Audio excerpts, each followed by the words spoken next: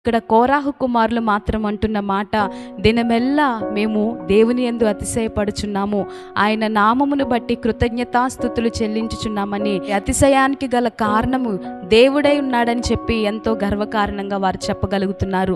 ఉదయకాల సమయంలో నీ అతిశయ కారణము ఏమై ఉండాలంటే, నీవు నమ్ముకున్న దేవుడు గొప్ప దేవుడు గనక నీవు నమ్ముకున్న దేవుని బట్టి నీవు అతిశయపడాలి. నీ అతిశయము ఎక్కడ ఉండాలంటే, మంచి ఉద్యోగం సంపాదించుకొనో, ఇల్లు చక్కగా కట్టుకొనో, అంటే ఈ లోక ఆశీర్వాదాలన్నీ మనకి కావాలి. కానీ వీటన్నిటికంటే కూడా మన అతిశయం ఎక్కడ ఉన్నదంటే, మనము నమ్ముకున్న మన దేవుని ద్వారా ఇది మనకు ఎంతగానో కృపకు కారణమై ఉన్నదండి. నిజమే, మన అతిశయ కారణము కేవలం మనం నమ్ముకున్నటువంటి గొప్ప దేవుడై ఉన్నాడు గనుక ఈ ఉదయకాల సమయంలో నీ అతిశయ కారణము ఆయనై ఉండాలి. నీ నామమున నిత్యము కృతజ్ఞతాస్తుతులు చెల్లిస్తాము అని చెప్పి కోరాహు కుమారులు చెప్తున్నట్లుగా, ఆయన నామమునకు మనం ఏమిచ్చినా రుణము తీర్చుకొనలేమండి. ఆయన సన్నిధిలో ఎల్లప్పుడూ కృతజ్ఞతాస్తుతులు చెల్లించే వారిగా, ఆయన పాదధూళిగా ఉంటూ ఆయన సన్నిధిలో వర్ధిల్లేటువంటి అనుభవంలోనికి మనం రావాలి.